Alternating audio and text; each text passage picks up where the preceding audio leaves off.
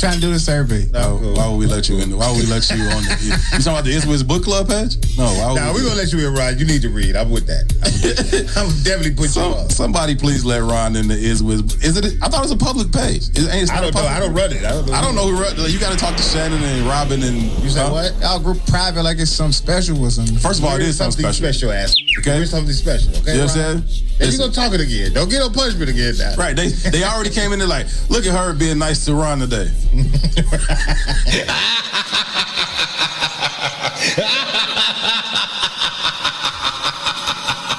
It wasn't gonna last. You always mess. I think Asia came in like, for now, like just for a little while. Just for a little while. Just for a little while. Just for a little while. Somebody let that man in the page. Somebody let that man in the page, Robin. Please let him in. I said what I said. Herb and 2, right here on What's in It for the Black People Media. Boys, step aside. The radio rookie is in the building. The Book of Dawn, Monday through Friday, 9 a.m. to 11 a.m. on What's in It for the Black People Media.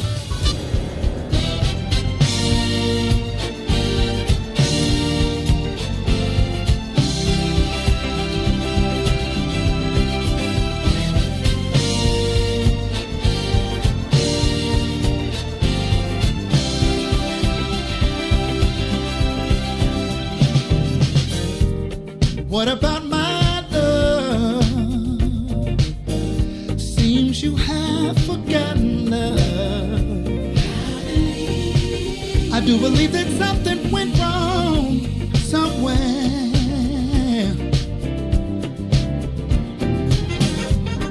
What about my feelings? Do they mean anything at all? You got me so in love, I'm too blind to see.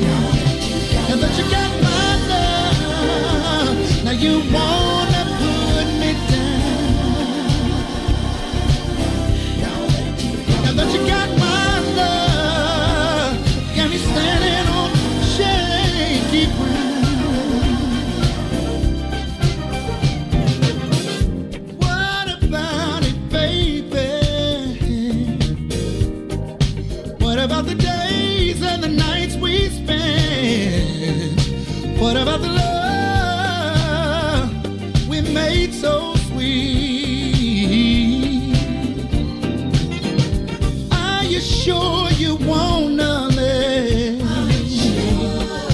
Think it over, baby. 'Cause girl, I believe, I think you just might wanna change your mind.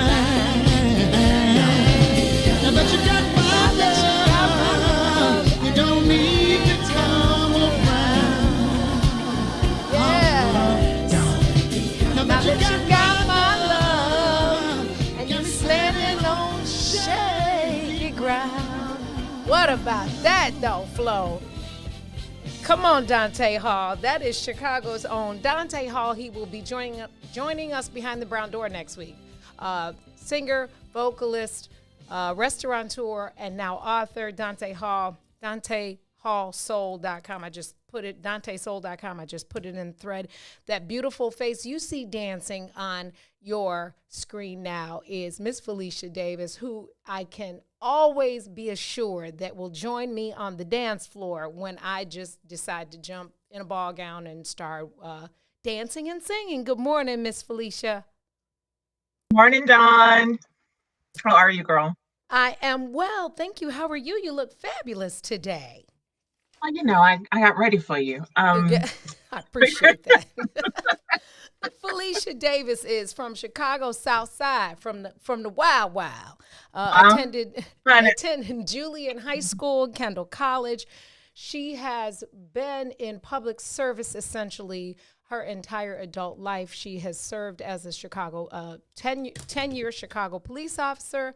She has been a building commissioner with the city of Chicago. She has worked in administration and leadership at Kendall College and then subsequently at the city colleges of Chicago.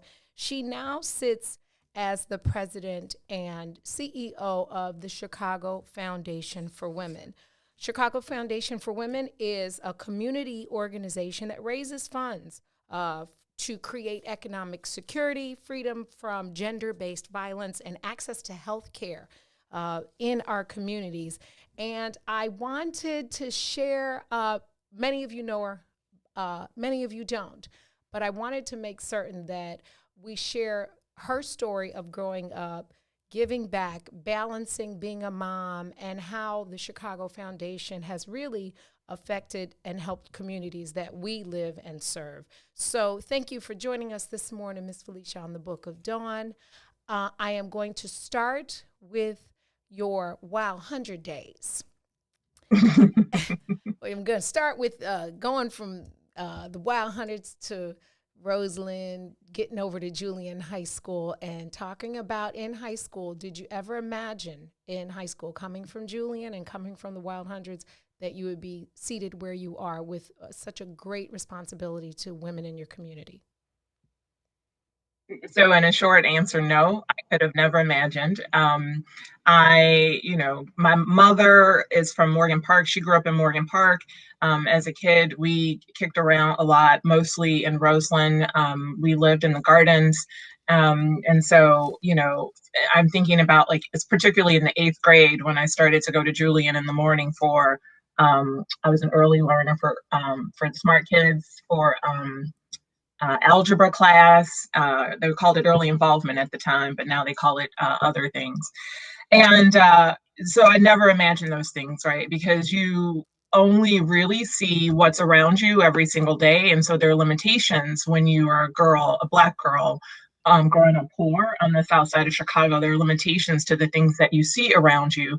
And so I think that's why I was a big reader, because that allowed me to, like, see other worlds, from the comfort of, 103rd Street, see other places and talk to other people and just learn.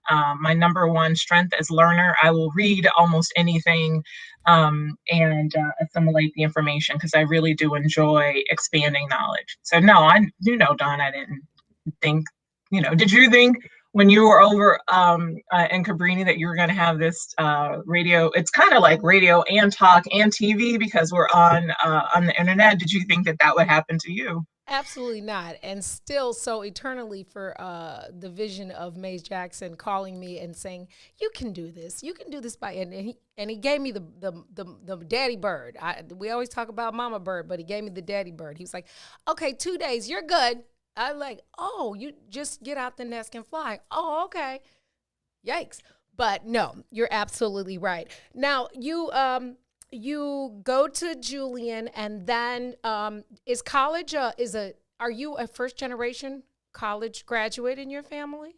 Yes, I am. And I know you mentioned the Irving brothers, because Lance and I were in the same class. So shout out to him, and he's now over at Chicago State. But so in a way, I was. Okay. Let me tell you the story. So my mother dropped out of high school when she got pregnant with me, and she didn't go back to school for a long, long time. And this is why Olive Harvey is really important in my life. This is why community colleges, I think they play a larger role in our community than people give them credit for. Mm-hmm. As a kid, my mother would stress the value of education. And she said one day, she's still alive. My mama says, when you tell people this story, they think I'm, no longer here. So I have to say that up front. Denise is still with us. Hey, Mama. But yes. She had this conversation with herself, and she said, I'm talking to these, I have 2 sisters and a brother. So I'm talking to these kids about education, and they're going to ask me questions about my own. And so she said, I have to go back to school. So my mother went back to school. She went to Olive Harvey. That's where she got her GED. And that's why that college has a special place in my heart and in our family, because it literally, what happened there for all of us, because she had to take us with her. She didn't have babysitters. So what happened there for all of us really transformed our lives and solidified in me this, like, lifelong passion around valuing education and supporting others in their educational journey.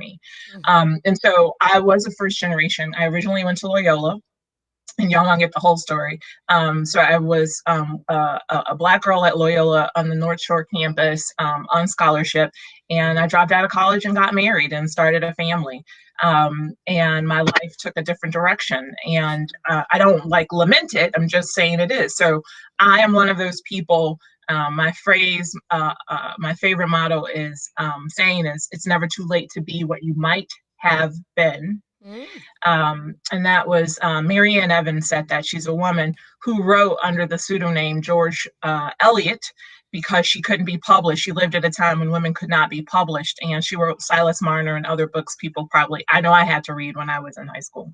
And so that's kind of my life. It's never too late to be what you might have been. And it's kind of a thing that I say to young people all the time.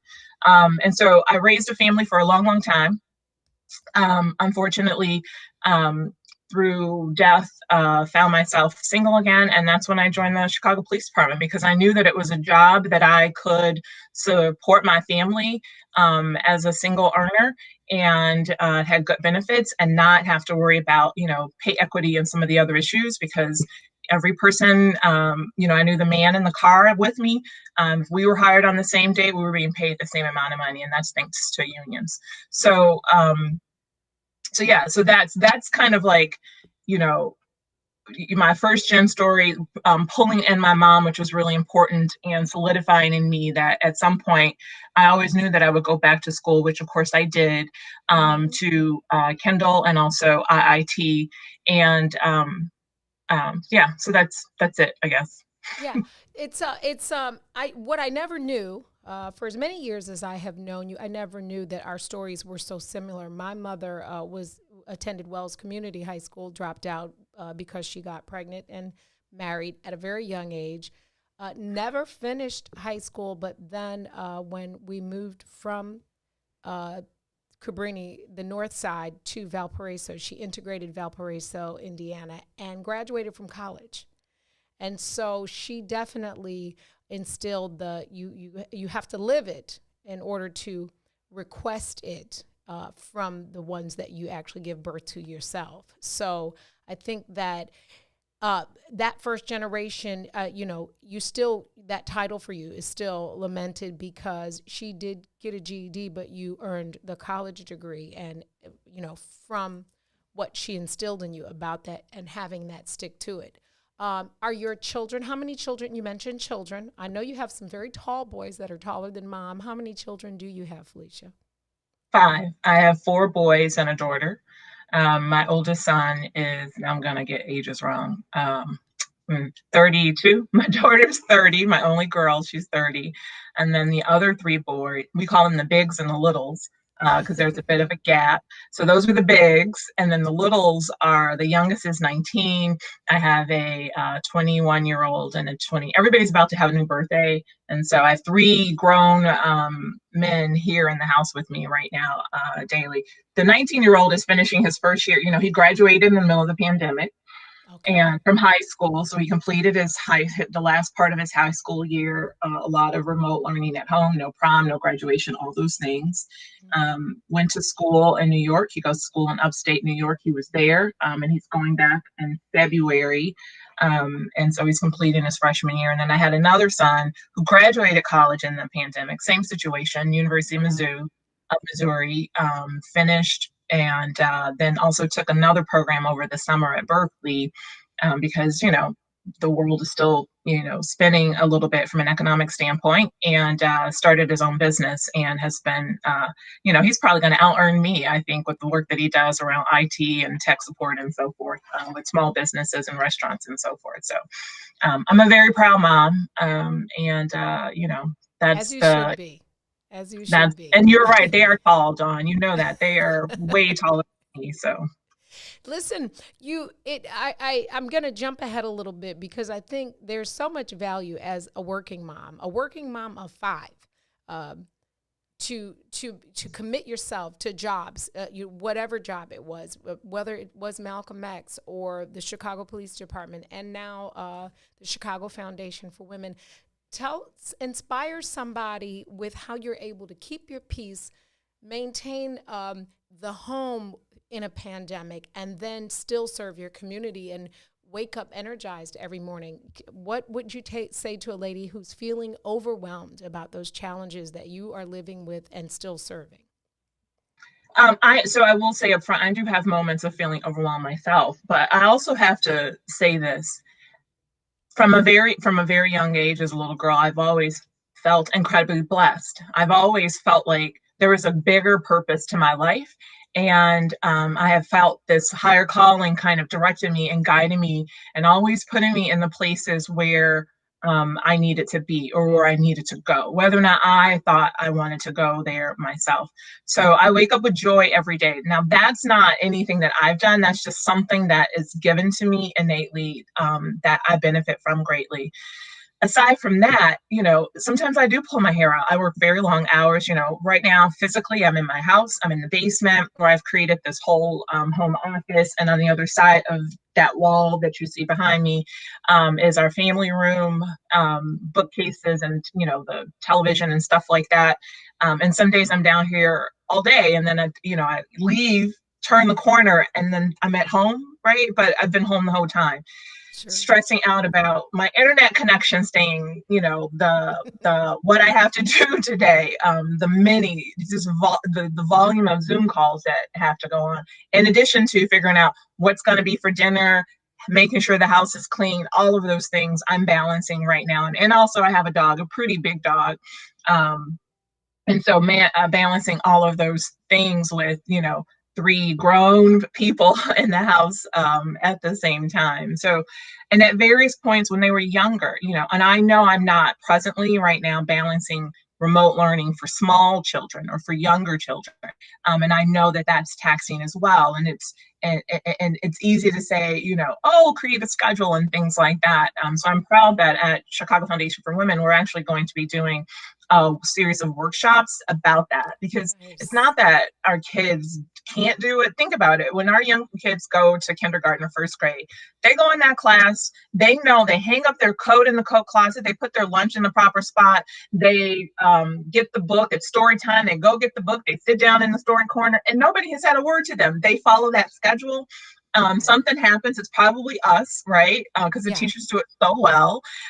Something happens at home. And so it's like, how can we take some of those skills from our teachers in classrooms and put that in the home for women who are dealing with remote learning and remote working right now, balancing it all out.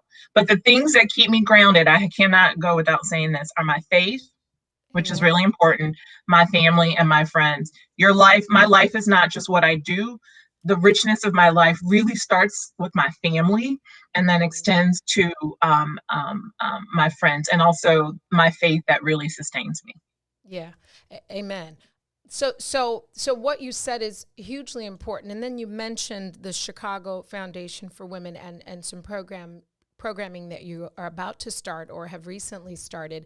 Absolutely, faith being the grounder of all things, because if you can't find the peace in the peace, you know what I mean? If you have no peace, then you have there's no work you actually can execute.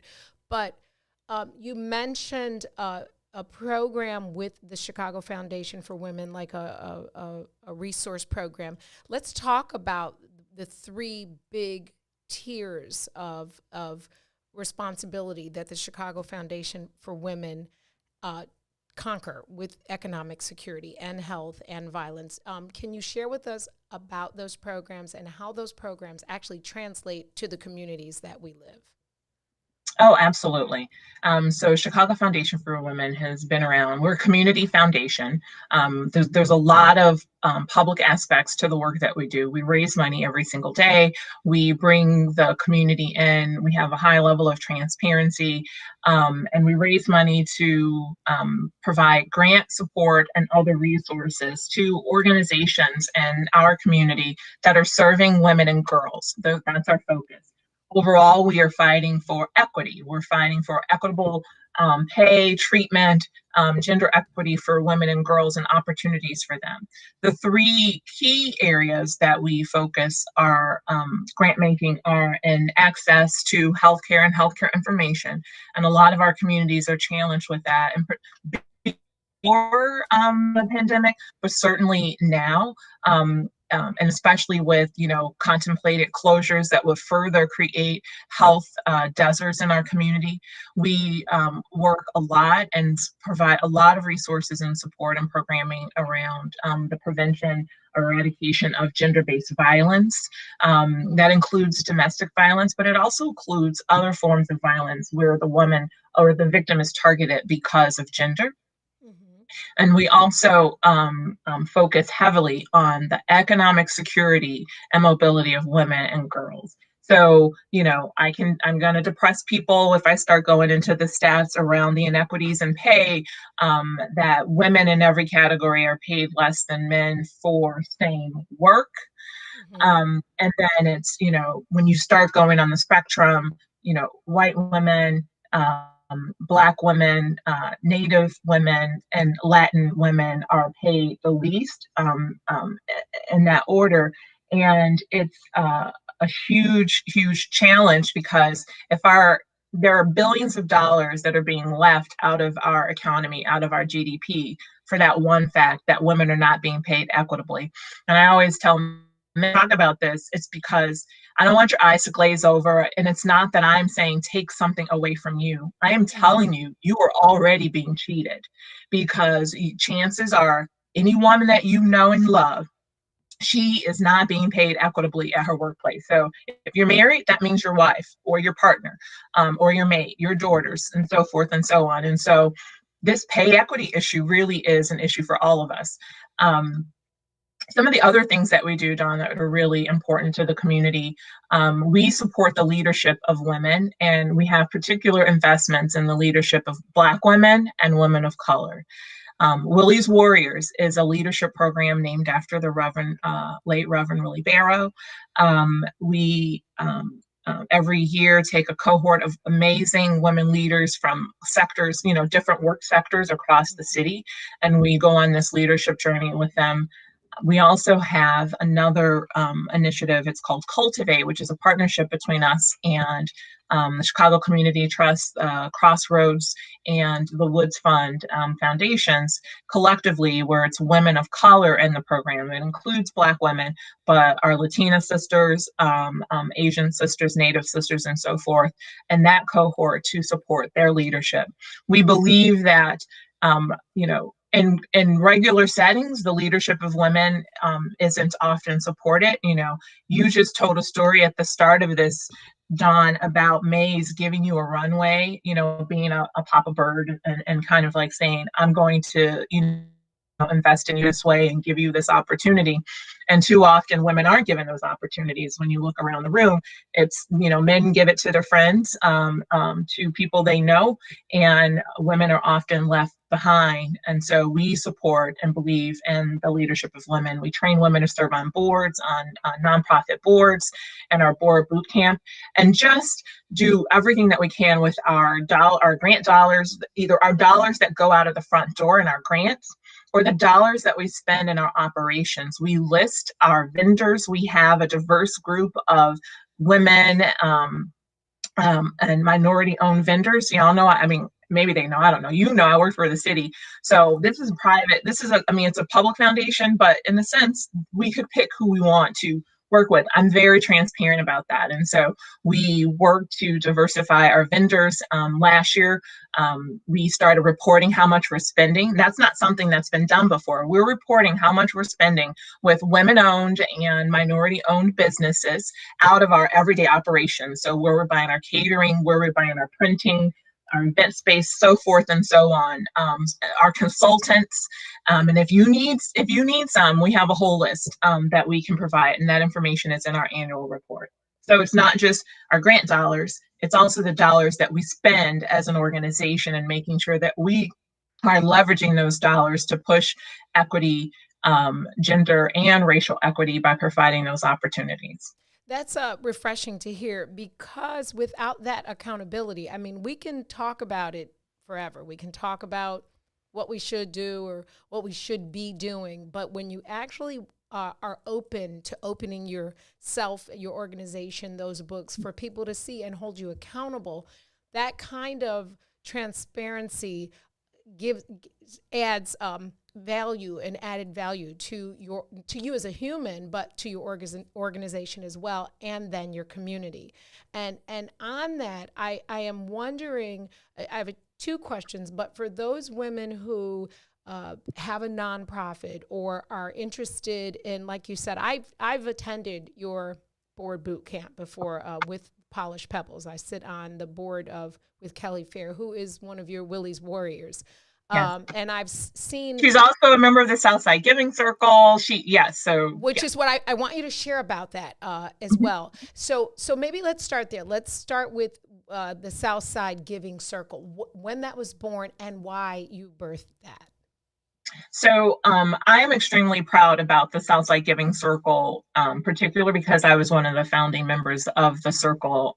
We started that back in 2018. But I do have to speak generally about giving circles and councils, because Chicago Foundation for Women has been supporting this type of community-led philanthropy for a very long time. CFW, the fact that we as the Southside Giving Circle partnered with Chicago Foundation for Women, we considered other foundations to partner with, was a testament to CFW long before, just before I was even I became CEO, president and CEO. So giving councils and circles, the Southside Giving Council and Circle was created by women, Black women who live on the South Side. The other co-founders and I had a lot of conversations about what we wanted to see change in philanthropy, and we led the way with ourselves. We started with our own investment, our funds. We put our funds into a pool. And then there were 7 of us, and then we started recruiting other women to join. And the primary focus, we invest in organizations that are on the South Side, that support women and girls on the South, Black women and girls on the South Side. Mm-hmm. And the organization itself has to be led by a Black woman. And because the part of the thing in philanthropy, and I want everyone who's listening or watching today to consider themselves a philanthropist. In the traditional, in the African-American family, in the family that I grew up in the community that I grew up in, we didn't call it philanthropy. My mama taught me, even we were poor, we were poor. My mother told me I had a responsibility for others. We had people living with us. We, did all types of mutual aid within the community. There was always, a big mama or someone on the block who was also taking in kids or doing, and that's philanthropy. It just doesn't give you a big title and your name doesn't go into a building. And so, what the Giving Circle does, the Southside Giving Circle and the other giving circles as well, is that they give women a say and they organize themselves so that they can make an impact in their community. And what's so beautiful about that is that when you do that, you understand your community a lot better than, say we do coming from our offices, because you live there every day. So we have a newly forming circle on the west side. We have other circles based in the suburbs and also based on identity. So we have an LGBTQ giving council and circle, Young Women's, and then Women's United, which is a multicultural giving council as well. And so Kelly, I think she received one of the first, she received one of the first grants. So when we started with 7 women, by the end of the year, we had grown. And that first year we gave $44,000 in grants. And Kelly and Polished Pebbles was one of the first grant recipients from the Southside Giving Circle hosted at Chicago Foundation for Women. Yeah. Felicia, I think it's so important to just reiterate for anybody that's just tuning in or missed it. When you describe the different categories of investment, you left no stone unturned as it regards to ethnicity and or gender bias. We like to put people in boxes and forget that no matter what their sexuality is, it doesn't take them out of the box of being a woman or a woman of color and still having value in a world that is extremely diverse in all areas. And so I just wanted to reiterate that, because often with huge organizations, when you look at the face of Chicago Foundation for Women, you don't see automatically that gender equity. And so saying it out loud makes a difference, because so many women that may have value that could have you as a resource won't even reach out to you because they automatically assume that you are your nonprofit is like others. So I just wanted to repeat that so that, like I said, if anybody's just tuning in. Absolutely. Dawn, this is really important. And so we believe in gender equity, which means our umbrella is really large. We include trans and non-binary individuals in that conversation because let's be clear. So if you think about, how the world has been oriented, the structural racism that exists, that racism just doesn't hurt. It's not specifically anti-Black racism, but it also includes any other person, any person who doesn't fit the norm. It's easy to discriminate against me because of my skin color. But then if you know my sexual identity, then if you know that I am a trans person, then like all these other things, then I am also discriminated against. And so for us, the gender and gender equity has to include those people who also fall into the fold and who identify or who are non-binary. And the truth of the matter is, for a lot of things, if it wasn't for women organizing, nothing would change in the world. And so we are very intentional about including and supporting those organizations like Race Based Alliance. And in fact, Lasiah Wade is on the board of directors for Chicago Foundation for Women. She's one of our new board directors, came on board in July 1 of last year. We support them as an organization, and they have actually helped to educate us as a staff, us as a board. And, if anyone knows her and Stephanie, they are not shy about educating others as needed so that we can be more inclusive and understand that. And so our tent is rather large in that respect, but our issue areas, that economic security piece, access to healthcare. The healthcare piece is really important. If I'm a trans person, sure, I need to have, as a Black woman, I need to have culturally competent healthcare. I need to have someone who understands the disparities in healthcare treatments for Blacks. And, we just had some last year state legislation passed that really speaks to this issue and how Illinois stands out as far as the deaths of Black women as it relates to maternal, from birth and from childbirth and pregnancy, which is unbelievable that in this modern age with everything that we have, that in our very great state and city, we still have this huge discrepancy of just having a baby or just being pregnant for Black women. And that really speaks to like the structural racism. But if I'm a trans person, I also need culturally competent healthcare as well and access to that. And we need those access points in our community. So, no one wants to have to travel, 20 miles to go get healthcare. And we're fortunate in our state that we have access to all forms of reproductive care here in the state of Illinois, and that, other women do come to Illinois, are forced to come to Illinois because they don't have those options where they live in adjacent states. Felicia, what we do love Chicago. We love our city, but we recognize that there is inequity at almost every level.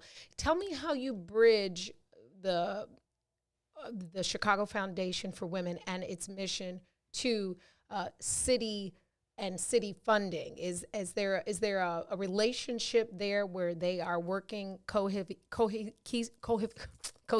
with you to make certain that I watched the Zoom town hall meeting, a virtual town hall meeting last night with Alderman Sawyer and Alderman Coleman and David Moore and Alderman Lopez and Alderman Taylor. And although they didn't deal with healthcare, they dealt with infrastructure. But part of that is largely based on your work. And so do you work with aldermen and or the city at large to make certain that we're on the ground floor when we're investing in these neighborhoods, investing in the work that the Chicago Foundation for Women does? So we do work with the city, but we do not receive, I want to make a distinction here, we don't receive any funding from the city. We don't receive government funding. So all of our funding comes from private donors, other corporations, businesses, and larger foundations. We see ourselves as also a partner and a thought partner. We fund a lot of nonprofit organizations that are advocating and pushing for these things every single day. So sometimes that looks like these organizations are protesting treatment of disadvantaged people. That could be Black women, trans women, and so forth. And, so that's not necessarily working with the city per se, but we do push the city to be a good actor. We do a lot around public safety. That freedom from gender-based violence is extremely important. And so to do that work, we have to work with the, county court system, Cook County State's Attorney's Office, and so forth. And we fund a lot of organizations that are on the front lines working with them. We also need to work with the Chicago Police Department. There can be, and we do push, and I said this recently in an opinion piece, we need to have more transparency around these things. We need to have more transparent data around crimes that are happening against women. We know, just 2 years ago, it started to bubble up that there were women who were murdered or missing on this, Black women who were murdered and or missing on the south and west sides of Chicago, and trans people were being murdered in Chicago as well. And there was a hue and cry from the community because there didn't seem to be a commensurate response for those crimes, as if those lives didn't matter, and they do. And when a congressman called a meeting, and it was determined at that point that all of the DNA evidence had been processed. And that's an old issue around processing DNA evidence. As a member of the Chicago Police Department, I was a violent crimes detective, and I investigated sexual crimes, rapes, and other things. And that is essential for a woman to be able to know and eventually get justice for what has occurred to her. And that is a crucial piece of evidence. So the city and the state are both actors in that. And in some instances, the federal government comes in and provides additional resources to make that possible. So to say that is that, as we're a public foundation, we're a community foundation, but because we don't receive government funding, we're actually able to push and prod and work to make those things happen. The converse is true, actually. The city of Chicago depends a lot on philanthropy, a lot on foundations like Chicago Foundation for Women and others in the city to fund a lot of the services to extend the city dollars to work. I mean, the work that all these nonprofits are doing are really providing the safety net and support services that government, and whatever that is, right, city, county, state, that government cannot provide. And it's being done in a much more culturally sensitive way because it's often done by people who live and reside in those communities. So you have Latina women working and organizing in their communities, African American women organizing in their communities, and so forth, and working very hard to see the change that they want. Felicia, let me ask you this. We were saying Chicago, and I don't want anybody to be confused and limit the work that you do because it's not just city boundary. Your organization touches DuPage County, Lake County, Kane, McHenry, and Will County, not just Chicago City proper or Cook County. Would that be correct? Yes, absolutely. Yes. And in fact, and I will give a shout out again to the giving circles who give us this reach. And so thinking again, just like we know, and everybody I think can understand why it's important, say the women on the South Side and the South Side Giving Circle helping to make grants. It's also important. I'm not a North Shore resident. I do not live in DuPage or Bolingbrook, and so I don't understand those communities. So what's important is that we have a West Suburban Giving Circle, and those women are amazing. And the difference between the suburbs and the city, I will say, is that there is a way broader range of diversity, right? Because Bolingbrook is different from Downers Grove, from Naperville, and I hope they're listening so they can say, oh, she's naming all the cities. And then the same way on the North Shore. And so the women who live there are in a better position to identify and work closely with organizations and then bring those organizations to us to provide additional support and resources and so forth. So yes, it's very, very important. I think what I am learning to like most, just in the moments that we've already shared, is the tentacle, the reach down, and how you are not just this surface big. I don't want to say any names because I don't want to be disrespectful of any other organization, but you're not just this big umbrella, this big bridge here, and you put a little money here and you put a little money there. You're actually working through the community to reach the community in organizations that do have an understanding. I read an article this morning about the young lady who is suing Nielsen and how she was hired to bring a perspective of cultural diversity. And after she did all the work, then they decided, okay, we're good now. But you have to, if the people that are doing the research and the work, the hands-on, boots on the ground work, don't look like the people they're serving or are not in those communities, the service never trickles all the way down and actually affects the change in the community. But Chicago Foundation is being very intentional of making certain that the people are working in and reaching the communities that you are trying to access and serve.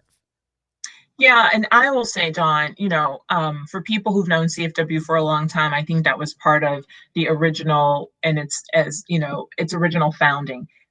Because women do tend to try to work more collectively together. And I will say, it's not that CFW has always gotten it right. We weren't always showing up in the community in the most culturally appropriate way. We ourselves as an organization, our board of directors, our entire staff are going through our own anti-racism journey, having lots of training around that. And then we're working to bring together a transformation team of public partners who are going to hold us accountable in that journey from now into the future. So the intentionality, we are being more and more intentional about that. And I'm very clear-eyed in this about really understanding communities and not purporting to say what's the best thing. And actually philanthropy does this a lot.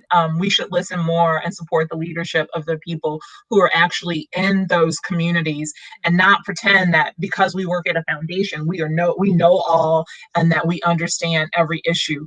And I've seen that. I've seen that at government. I've had the same kind of loving critique of government as well, is that you can't go into a community from City Hall or the county building or the state capitol and be expected to understand really the DNA of that organization. So CFW has been this like connective tissue for a very long time, kind of working behind the scenes. And I will say, actually, when I interviewed for the position to become president and CEO, I said that the foundation was playing below its weight class, that it had been this like quiet organization in the background. But our ability to really affect change and to lift the voices, my responsibility every day is to lift the experiences and the voices of our grantee partners and the communities that they serve. And so in order to do that, then we actually then have to be out more and be present more in the community and so forth. So thank you for that question. And I would push others to, really think about that. Everything comes down to what my experience is like as a girl in Chicago, as a Black girl in Chicago. A lot of that comes from what the experience is of me living in my community. Mm-hmm. And I think we are well informed to keep that front and center. Having said, because I like the way that you fashioned the statement that the CFW was playing under their weight class.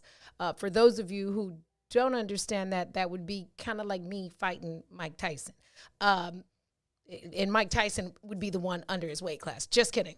But Felicia, tell me, in your first term of presidency and being the CEO, what 2 or 3 things would you like to accomplish, and tell us what the viewers, how we can help you accomplish those goals?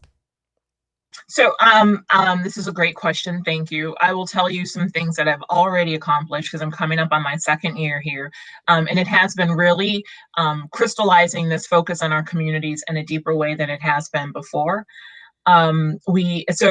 As a founding member of the Southside Giving Circle, so I wasn't a staff member at CFW, and I remember thinking, well, now you need a West Side Giving Circle. You can't have the South Side and not have the West Side. I know we have the Western suburbs, but that's different.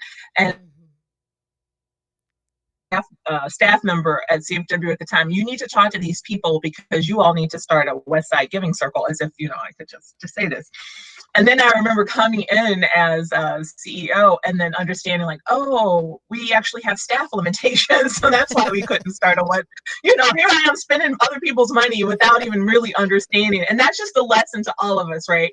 Because, and also, when a leader is making a decision, we don't know all the factors that kind of go in. And so once I stepped into the other side, like the other side of the brown door, Dawn, then I was like, oh, this is why we haven't been able to get that going so far. But we are now. And so that has been really, really important, solidifying and really building on the great legacy of Reverend Willie Barrow and the work that we're doing with Willie's Warriors and the amazing leaders that we've supported over our last 3 cohorts has been really important. And then the Inglewood Women's Initiative, which is a collaboration that came out. I want to be clear about this. The community of Inglewood is highly organized, and they had a quality of life plan. The community itself created a quality of life plan about what they wanted to see in the community. And we were at the table. We understood what they were saying. And then we worked with them to take one of those key aspects from their plan around economic security, and particularly around the economic security of women.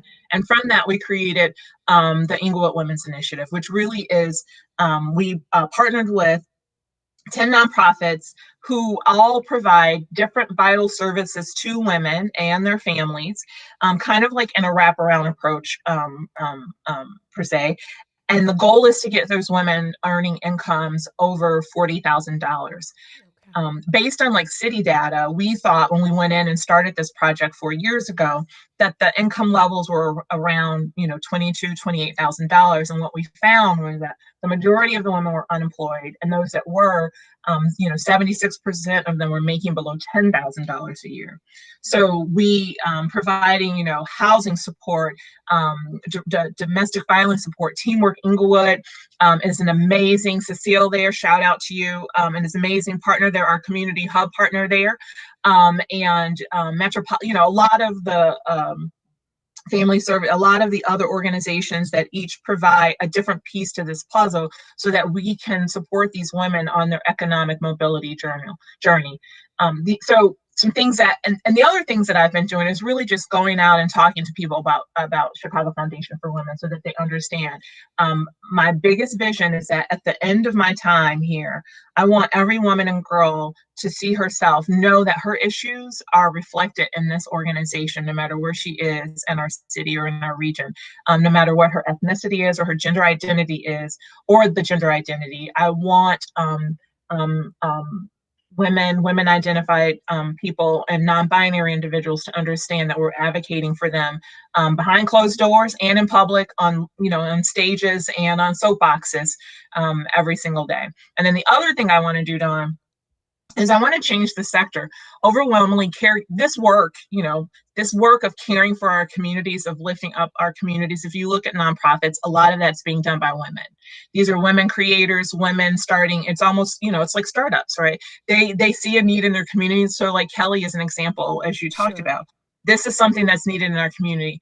And so I also want the sector to treat them better. I want other foundations to fund them more equitably, to be able to provide health care and paid sick leave and those things that we're fighting for everyone else in corporate and government settings. I want that for the many, many tens of thousands of women and people of color who are working in the nonprofit space as well, to be able to get those things. And also, is it too much to ask to be able to plan for their own retirement at some point? So I want to also make the sector more equitable. It's a key tenet of the foundation to make this sector more equitable for the people who are working in it right now, but particularly the women of color who are working in it. Yeah. Felicia, I would be remiss if I don't ask you, If I were a young woman, I started a nonprofit. I'm thinking about starting a nonprofit. I have a nonprofit that I don't feel like is popular like many of the others that we have spoken about. Am I still eligible to submit for a grant or have a conversation with the Chicago Foundation for Women to help better my community? Yes. And as a matter of fact, we are often, or in our history, have been the first institutional funders for a lot of organizations. We have provided seed grant funding and early support to numerous organizations, and many of them are still around. As part of, looking at budgets. And not only will we support you and provide grant funding, or you're eligible for grant funding. So it's anyone with a 501c3, the organization has to have a specific gender lens. So I'm just going to say that. So it's not that, oh, I'm just going to start an organization and it's going to serve everybody. Oh, of course we serve women too. Or, oh, we serve girls too. We want to see, you have to be able to articulate your clear gender lens. And we also have some conditions.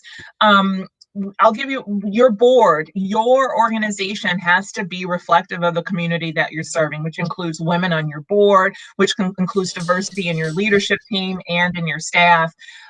Does that mean we have to go on commercial? No. Go ahead. That was my mistake. I'm sorry. You've been on a lot of Zoom calls. I can tell.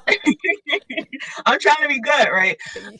So we look at the data about the organization, and so I say that up front because those are our conditions. We're not going to provide funding and support to organizations that are perpetuating these inequities that are already existing.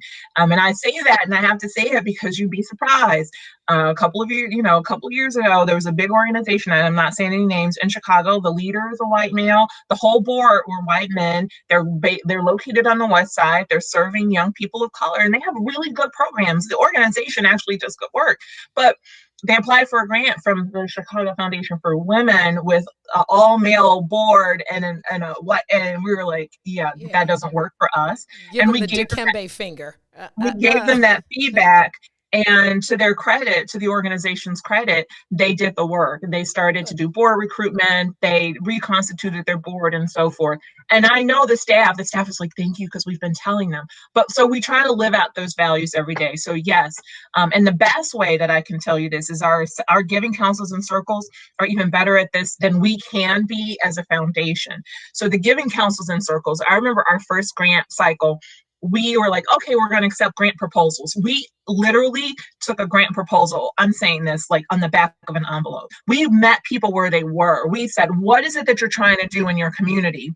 And we don't want people to have to jump through hoops to just get grant funding. And that's the problem, is that too often there are so many barriers. And it doesn't mean that, every person who applies to our organization will get a grant. We don't have endless money. Annually, we give around $3 million. This year we'll give over, because we increased our grant making because of COVID. Mm-hmm. We have a modest endowment. So we fundraise for every dollar that we grant out, we fundraise. So by the end of this fiscal year, which will end June 30th in 2021, we'll have granted over $3.3 million to organizations. And we fund new organizations. We put out a response grant for COVID, and overwhelmingly all of the people who received funds through that response grant were new, very small, local focused community organizations working in their communities, and those were modest grants. Last year we did a special grant to support organizations on the front line working to address the missing missing and murdered women on the south and west sides, and the trans people who were being murdered. And many of those recipients were first-time grant recipients, including, Kenwood Oakland Community Organization was one of the grant recipients for that work. And so, yes. Now, I would say that sometimes, every one of us has to decide, is it worth me starting a new organization, or is there another way for me to tap? Because it's not easy starting an organization. The governance of, if you're going to start an organization, you should know about the governance. You have to know about the fiduciary responsibilities and so forth. Absolutely. So if you are, we do train women to serve on boards. We do use, as you said, Dawn, attended the boot camp at CFW, because if you do start an organization, we don't want anybody getting in trouble. We want you to understand what the legal requirements and responsibilities are. But there are other ways. So if you're like, well, I don't really want to start a foundation, okay. A giving council or a circle is another way to start. Being a volunteer, so many, I mean, I know we're in COVID right now and maybe people are like, I don't know about volunteering, but the need is still there. And there are a lot of ways, and for many organizations, to still safely volunteer while we all wait for, vaccination and an opportunity for things to open back up more. So there are a lot of other ways to serve, in addition to if someone didn't want to start an organization. I'm glad you said that, because I was going to ask you the other ways to serve, and volunteerism is one, and donation is another. And I know that some, it's not about being the biggest donor or having the most volunteer hours. It's about putting in something. We have to invest at whatever level we're able to invest, because we talk about it all the time, for certain here on this platform, but with my own nonprofit and in my own family, if we are responsible. I mentioned the other day when we were talking about Stephanie Coleman's virtual town hall, Inglewood is my community. I don't live in it, but those people, just like the people on the north side, just like the people over east. I was teasing somebody the other day about, we can call it the east side now, but when we were young, we used to call it over east. Those are our communities. That is my community. Those children are my responsibility, whether I gave birth to them or live next door to them. All of Chicago is our community. And so $1, you'd be surprised what $1 can do, literally. And so on your website, is there a way to donate or find out about volunteer opportunities on your website? Of course, Dawn. Thank you I didn't even have to say that, you asked for me. Absolutely. Giving is certainly a way. And anybody who gives, there's a donor who gives $10 every month. And I write him a thank you note every month to thank him for the $10 that he's giving. So we do not take that for granted, because we work with, this year we'll probably have, every year we have thousands of donors. Last year we had nearly 3,000 donors who helped us to give, nearly $3 million in grant funds to the organization. So all of those dollars add up. And the other thing that $1 at CFW does is that what we also do is then work on, it's not just about the grant, which I said, but it's also working to build the capacity of the organization. We give them training, we support them, we provide them extra resources if they want to work on a strategic plan, if they need a consultant to help with something.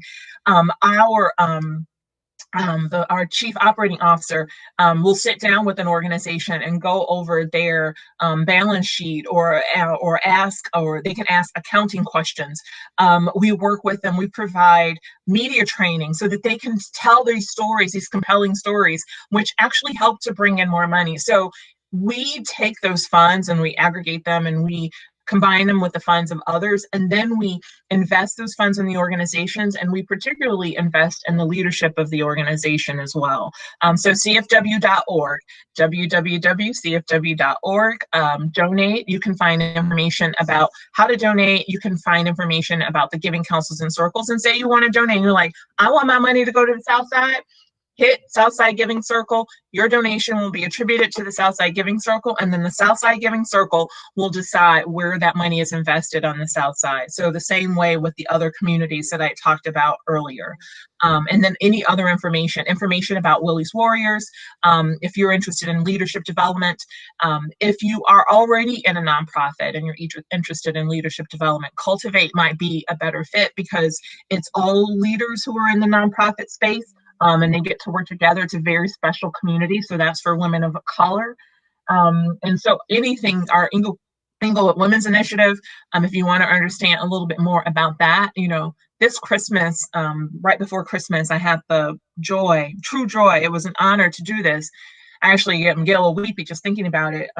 We had a funder who supports this work, who believes in the economic security for women, who came to us and said, we'd like to buy some gifts for the women.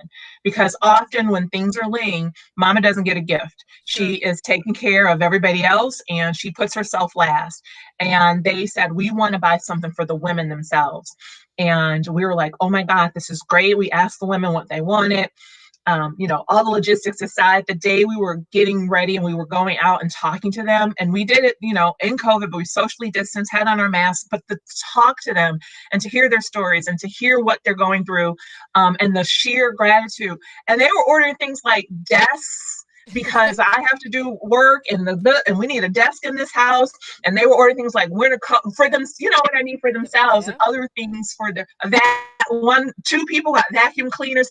This wasn't, which speaks to, and that just like really fills my heart, because it wasn't that they were like, oh, just, give me, one woman said, no, I can get bubble bath. She said, I wanted something that I really needed, that could really help me. And so she was one of the women who asked for a desk.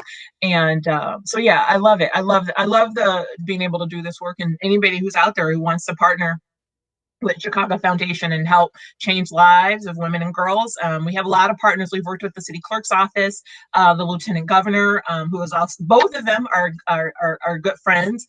We've worked with other organizations, corporations, to do specific trainings in their corporations around these issues, around gender equity and so forth. Last year, I had an opportunity to go speak. Tyrone Stoudemire asked me to come speak at the global convening of Hyatt around these issues, right? Around gender equity and what that means and what is the corporate responsibility for that. And so anybody who's interested in working and supporting and lifting up the equity of women and girls, hit me up. I love that. Now, I know you've got a busy schedule, but I have to give you this Chicago quiz, because you lived in the gardens. You can't. Okay. You have to say garden. Girl, you gonna ask me my block. Right. I don't know what you. So I got a couple questions.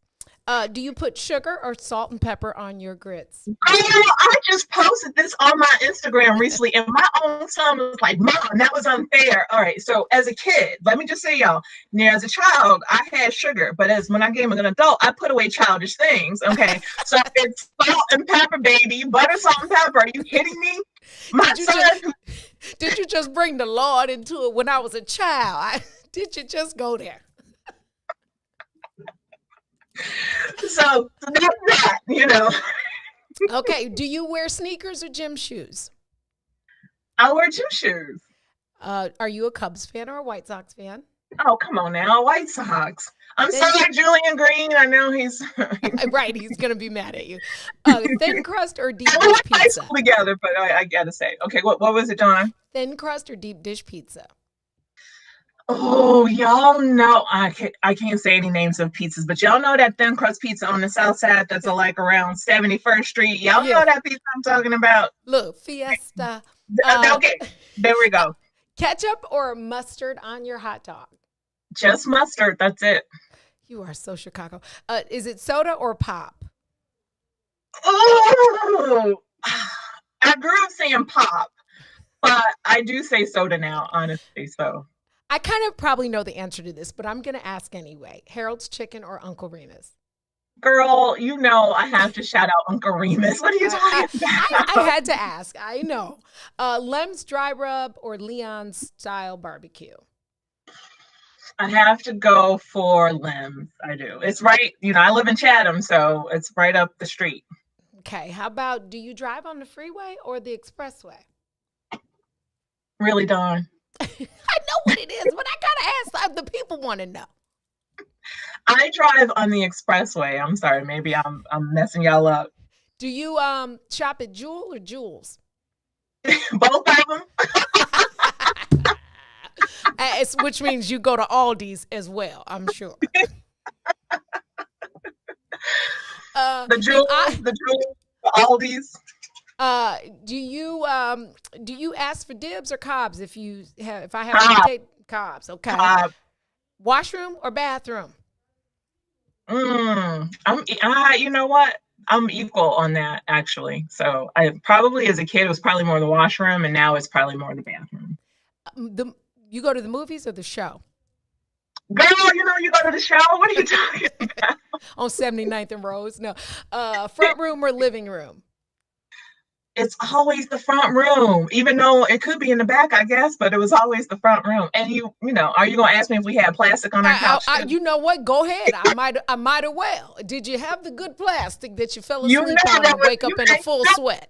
You could not be in there unless it was for special things. Big facts. Yeah, because if you sit on Big Mama couch, even with the plastic, you're in trouble. But if you had on that polyester, you was just gonna slide right on off of it. or stand up with a whole wet spot on the back of your clothes. Do you tell me the one? Now I know you're my dance partner. Okay, I know out of the crew, 2 of the people that will get up and dance, and we've done it at Ravinia. We've done it behind the brown door. Tell me the song that just makes you say, "I'm done, y'all. I'm about to just wild out on this dance floor." We got to know the song. God, oh man, I can't say the song I want to say. You have to text me and then say the song that's appropriate should someone see this interview after it airs. All right, so what I'll say publicly is, CC Music Factory, Everybody Dance. And something about that song, every time I hear that song, I just got to get up and move my body. Okay, all right, I'll take that. That one's PC. Song. Yeah, you text me the other one.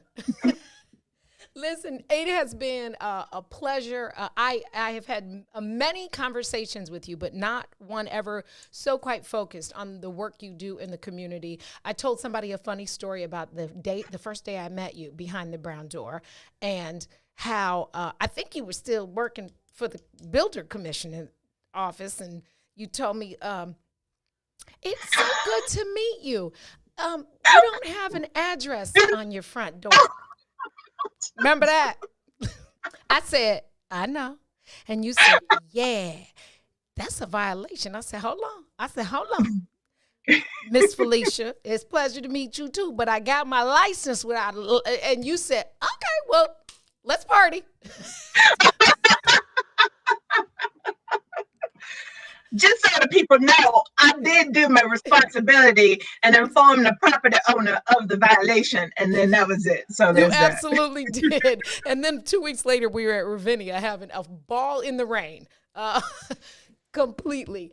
Felicia, we do Wednesdays. Who's that girl? Because it's important for me, for the people in Chicago, the people in the surrounding counties, and the people that are all over, because Facebook reaches the entire world, to know who that girl is for Chicago. And you are one of those people that are walking the walk and talking the talk. And I wanted to make certain that I shared your story, that you can be from the Gardens and be the president and CEO of a foundation that reaches and teaches community social equity, gender equity, and resource for women of color, so they can look like us and be like us.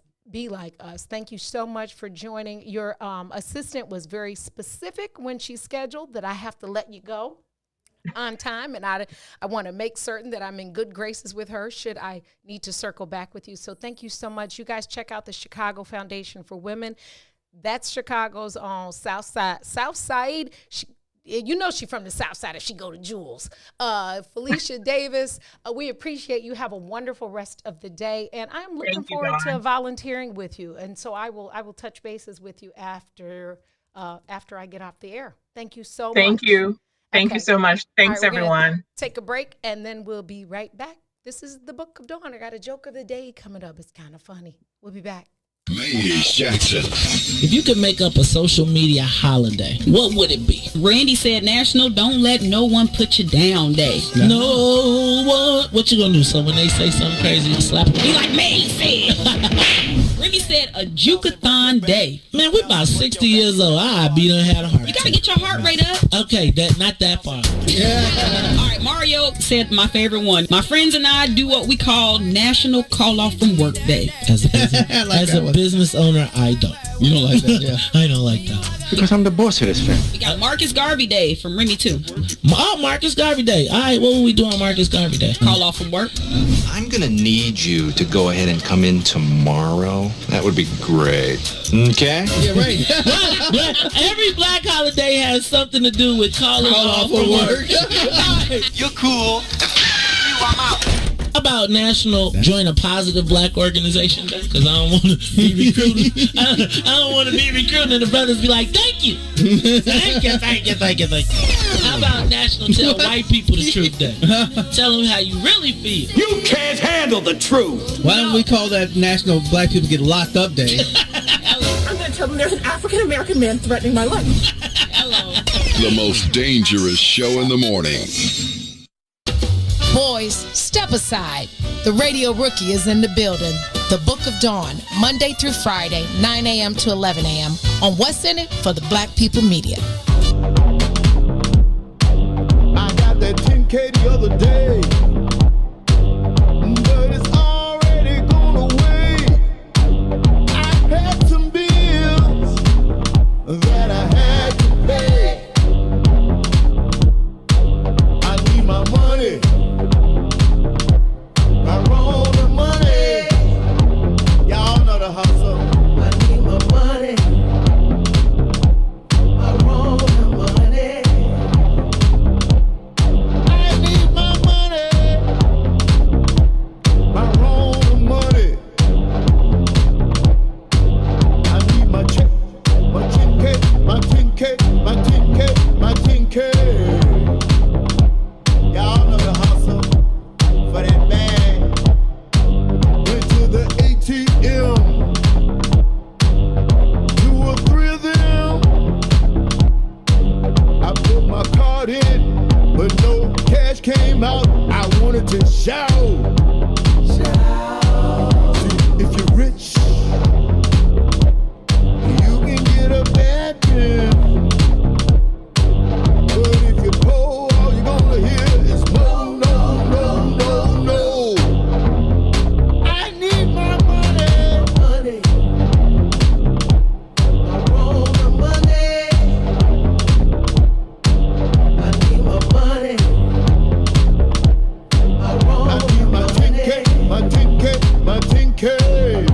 You know the last time I asked you for my money, Baby, what's going on? and you gave me some lame excuse. I I don't want to hear none of that. But ain't no here Give then. me my money. I ain't got nothing else for you. You better leave me alone. This is my roll of money.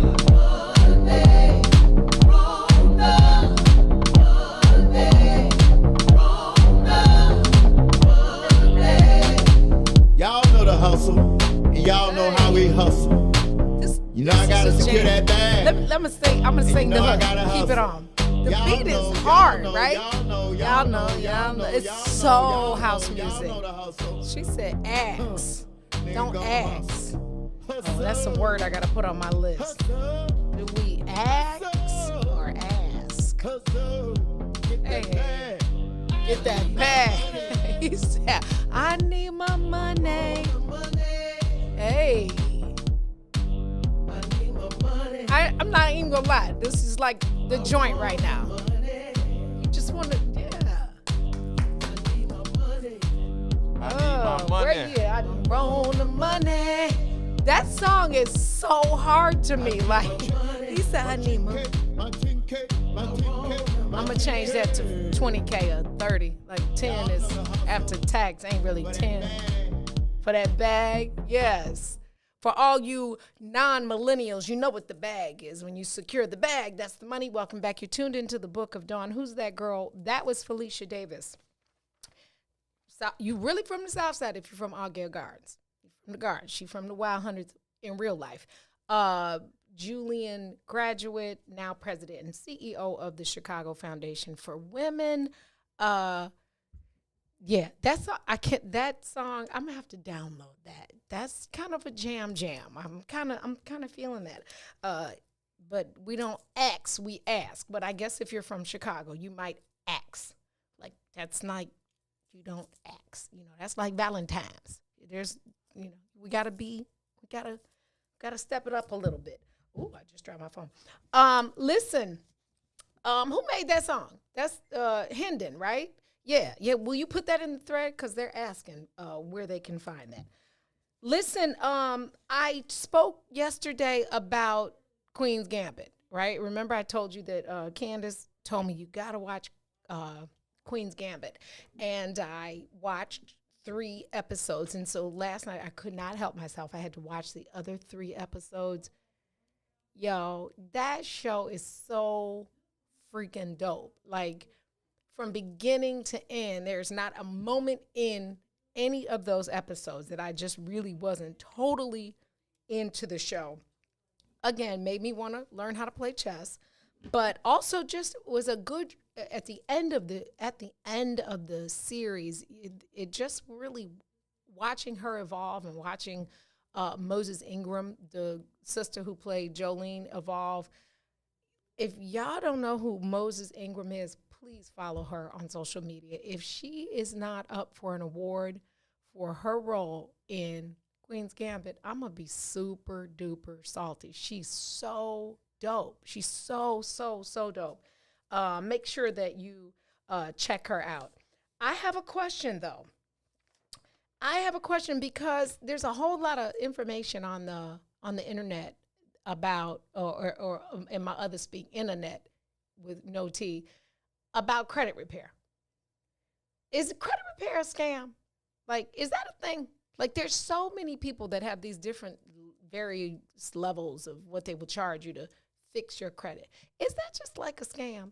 I think it's real scammy to me. I'm just trying to figure out why I would invest $1,500, $2,000, my Rona money in somebody to fix my credit, because aren't just certain rules? I mean, is it not just like a game or a cycle? I'm just real curious if anybody is into credit repair and can prove to us that you actually do what you say. I'd be interested. I would love to have a conversation with you on the Book of Dawn, because if you could make me a believer, then that would be helpful, because I just kind of feel it's a little scammy. Another scam that I am certain of, can't prove it factually, is this, I'm a cartoonist. There's all these people on like Instagram and stuff like, I'm a cartoonist. And then they ask you, like, hit me up if you want a cartoon caricature made of you.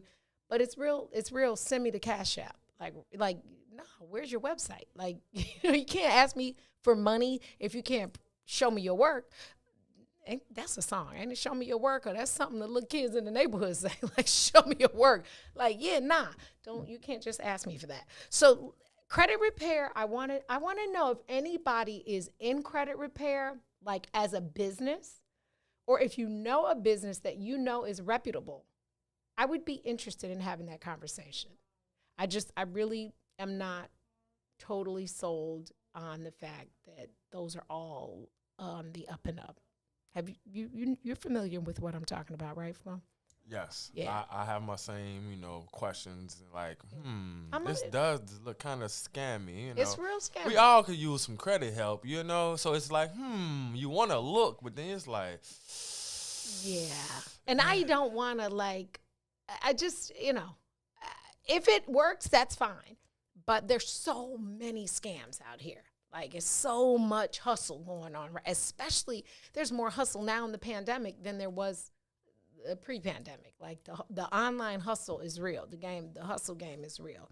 Hey, if anybody wants to see me in a ball gown with the microphone in my hand at the Black Creativity Gala, Nikki Hayes reposted it on my Facebook page today. Because she was the one who actually set me up. She was like, hey, come here. We're all, Mr. Milhouse is getting an award. He's one of the highlights of the Black creativity, and his whole image and face is on the wall. And Nikki says, come here for a second. So I was like, okay. And she walks up to the stage, and Brother Nick Nonstop is smashing the DJ game. And she hands me a microphone, and he starts playing one of my jams. If you know me, you know one of my jams is MC Light. Light as a Rock. Like, that's one of my songs. I got a lot of songs, but that's one of them for sure. And then what I didn't know is that they were videotaping it. and it broke the internet. So it's reposted now from like 3 years ago. It was a full blizzard that day, so they reposted it. It's on my Facebook page. Check it out and tell me what you think. Tell me if you think I have a future in rapping in ball gowns with sneakers on. I changed into sneakers because the concrete floor at the Museum of Science and Industry, I was not about to have bad hurting feet at the end of the night. So I slid my heels off while we were under the table, and I put these little blingy sneakers that I found like the day before on so I could still look appropriate for the ball. Yeah, go to we're Facebook friends, right? Go to my Facebook page, check your girl out. Yeah, and then my husband became my manager that day, so he's still booking for me. One of the things Felicia said, it's never too late to be what you might have been. That is still sitting in my spirit, and I'm grateful that she said that. What else was I going to talk about today? I don't even know. I'm so taken aback by, I need my joke. I got to tell my joke, right? You got my, all right, joke of the day. You ready? What do Alexander the Great and Winnie the Pooh have in common?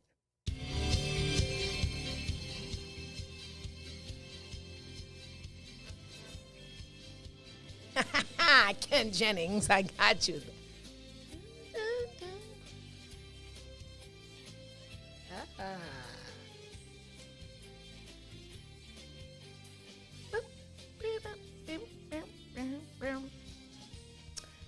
What do Alexander the Great and Winnie the Pooh have in common? Any guesses?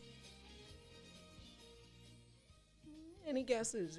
Any guesses? They have the same middle name.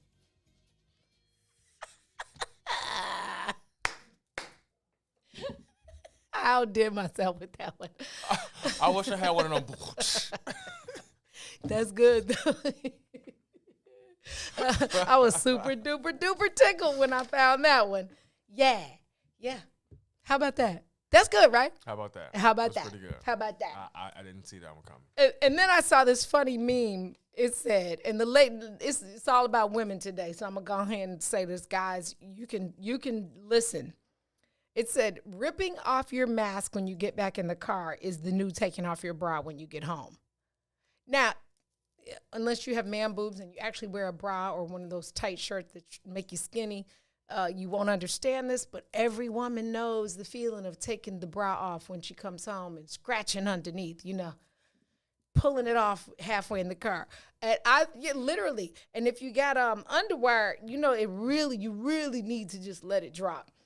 But I thought that was so cute. So ripping off your mask when you get back in the car is like the new taking your bra off. So it really is.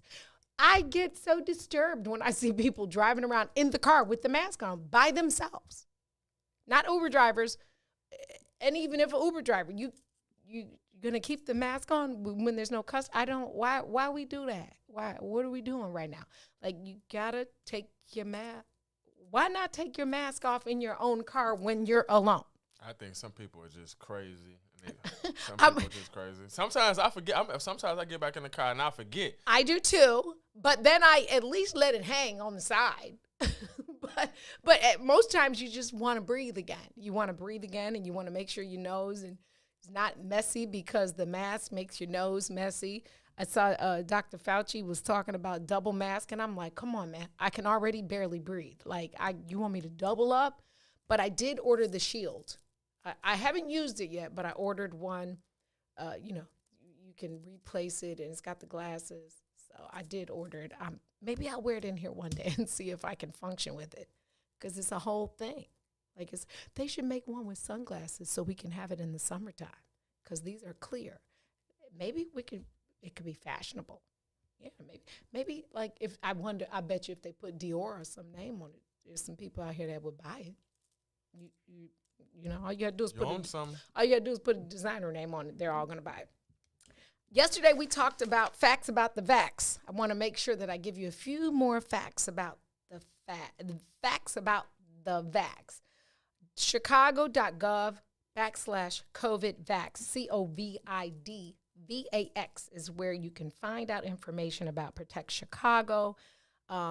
lot of untruths floating around about the COVID vaccine.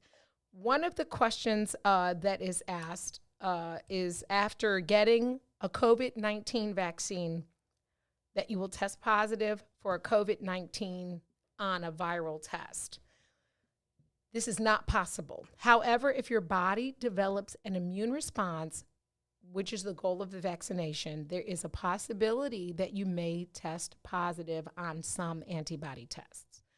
Another question that is asked is COVID-19 survival rate is high. I don't need a vaccine to be protected.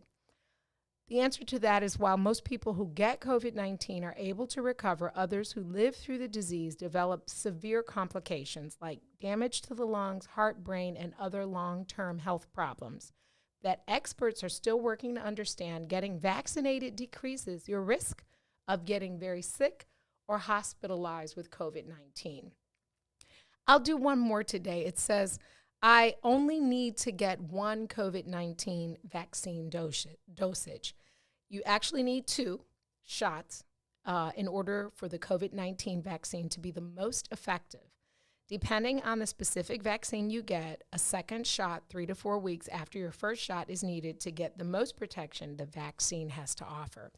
I also saw on the news earlier today, they were talking about if you get like a flu shot and a COVID-19 vaccine shot and, some of the other preventive shots that we get. And they said you should wait 2 weeks in the middle of, if you got like the flu shot today, don't get a COVID vaccine shot for 2 weeks after that. So make certain that you schedule that out with your provider so that you are you get the best result from the vaccines so we can be healthy and safe. Tomorrow, Chef Satia is going to cook with us. I'll drop that recipe again in the thread before we get out of here today. It's a long day. You got a long day today, Flo. I was looking at the shows. Are you here for the rest of the day, the whole day? Yes, okay. I do the whole entire day. Whole day. So let me tell them what they got coming up.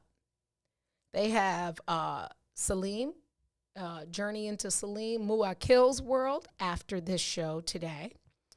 Then the Bigs are here with the latest in sports. And then I said what I said. You know what tickles me about the little Big Brothers? When I said what I said, and then I hear a commercial with Herb's voice, and I'm like, he is really good because he gets real articulate in the commercials. That one about the lawyers, and I'm just like, does that Herb? The same voice. He's so good at it. Like I literally learned through him. And then In the Zone is at 7:00. That's Brian Foster. And then I don't want to say the name, but I'm gonna say it because y'all know I don't actually care. Week Whole Wednesday, quite a show, y'all. Debuted last week. Yeah, make sure you tune in. That's DJ. It was interesting, to say the least. I actually, and it was quite enjoyable. So stick with us. Turn your TV on and rock with us. This is a long day. This is like a 15-hour day, 6 a.m. to 9:30 p.m. It's a lot of katata. And then tomorrow we have Parenting in a Pandemic with host Tennille Jackson, The Greener Side of Things with Brother Sadiq and Cassiopeia, and I said what I said. Yeah, a lot of work. You don't work tomorrow, right? I'm in tomorrow. Are you here tomorrow? Okay, well, yeah. So, yeah, you got long days, bro. Okay, get the Rona money. That's called Rona money. This was born in the Rona. Get the Rona money. I missed Sunday. I did, I don't. I've got to make certain that I watch that this Sunday because that's an interesting concept. And then Church Chicago, then they have Inhale, Exhale, and the Kickoff, Kickback. I put that out of order on my page. But, yeah, it's a long day today. It'll be interesting. I told you, next week we have Dante Hall, Behind the Brown Door, author and restaurateur and vocalist. We played his song. We're going to play another one of his songs before we get out of here. We played What About My... Oh, no, let's do Donnell Jones's joint, Karma. We'll take a break, play that, and then I'm going to come back and peace out of here and make room for Salim Muwakil to journey with you. We'll be right back.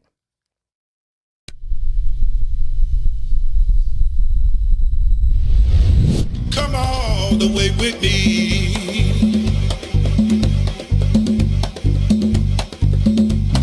Don't leave me now.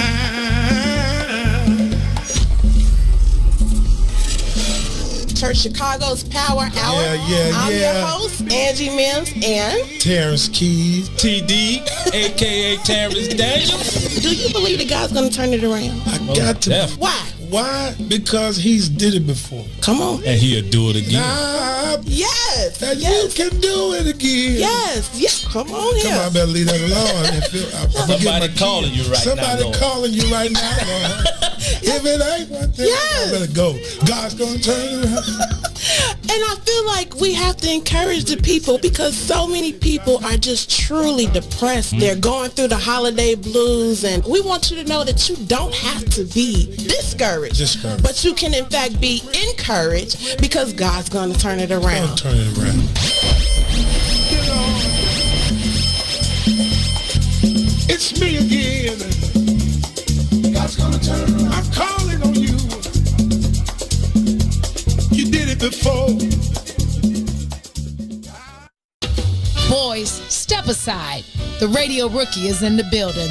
The Book of Dawn, Monday through Friday, 9 a.m. to 11 a.m. on What's In It for the Black People Media.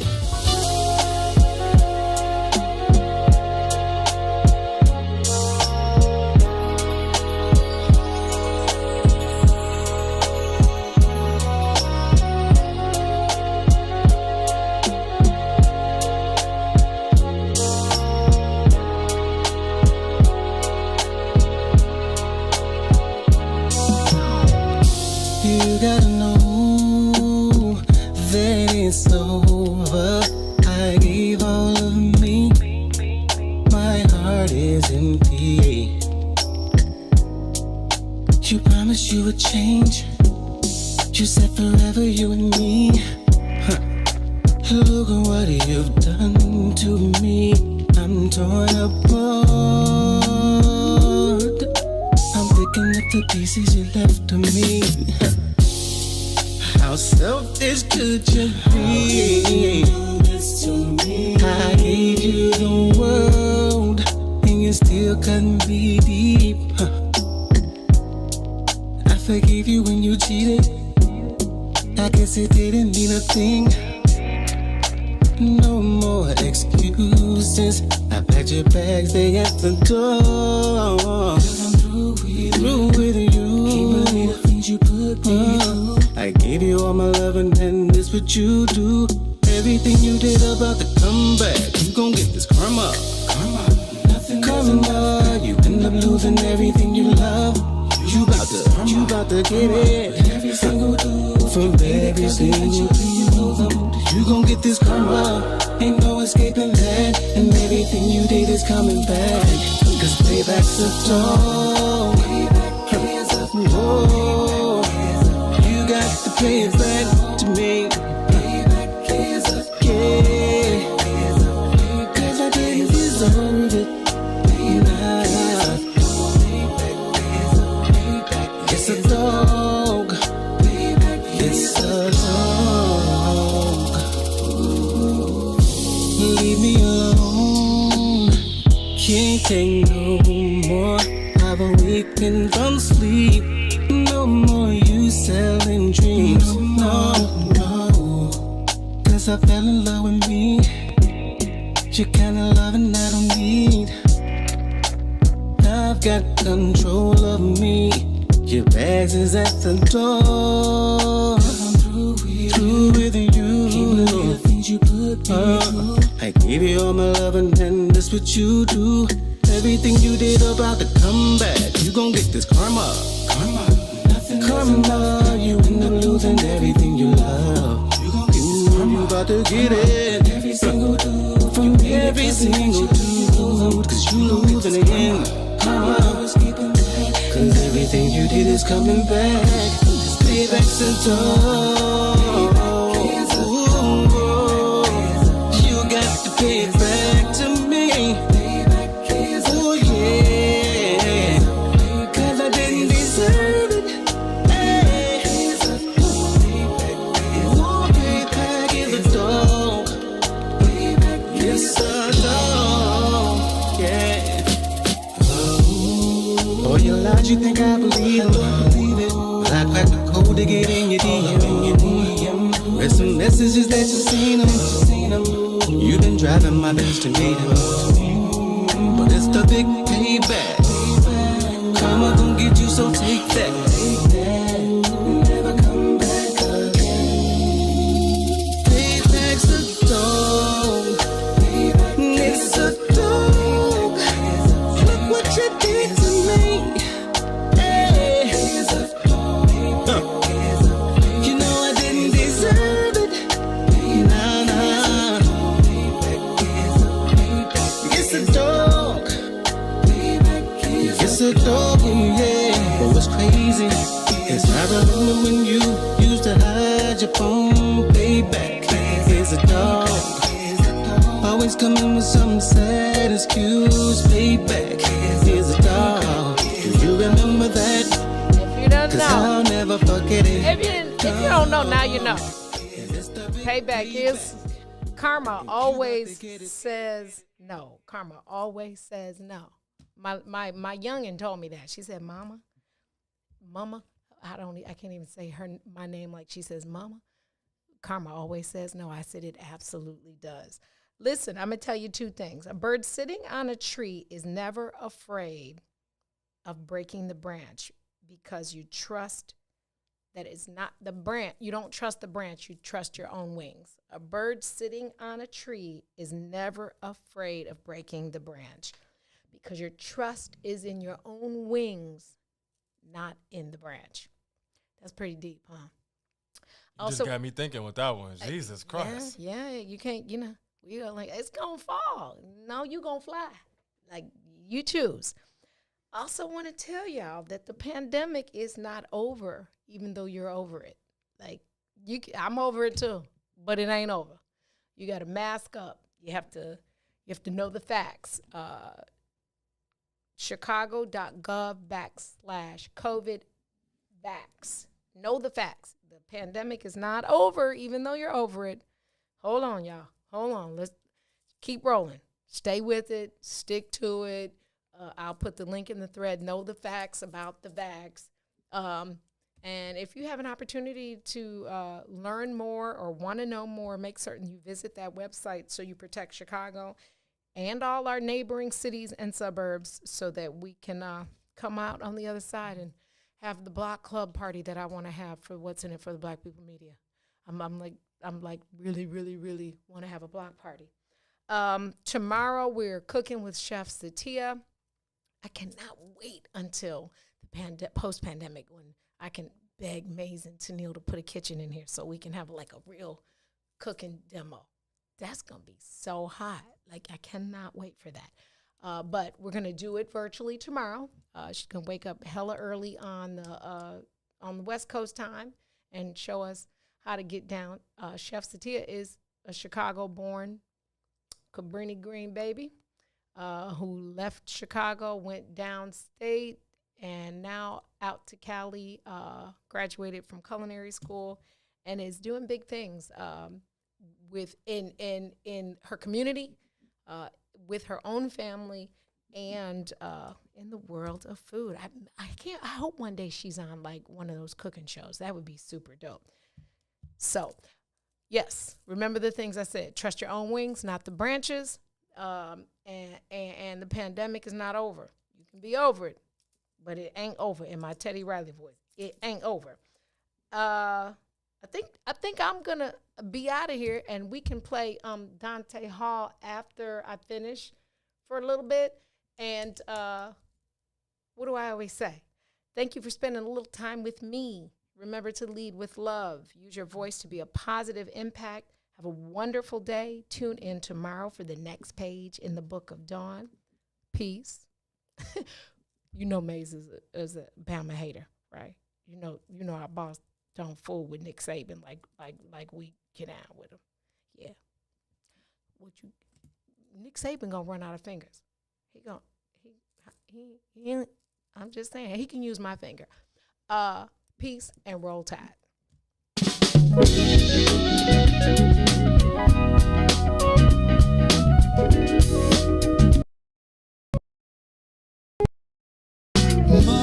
Mother, there's too many of you crying. Brother, there's far too many of you dying. You know we got to find a way to bring some love in a day. Father, we don't need to escalate. War is not the answer, 'cause only love can conquer hate. You know we got to find a way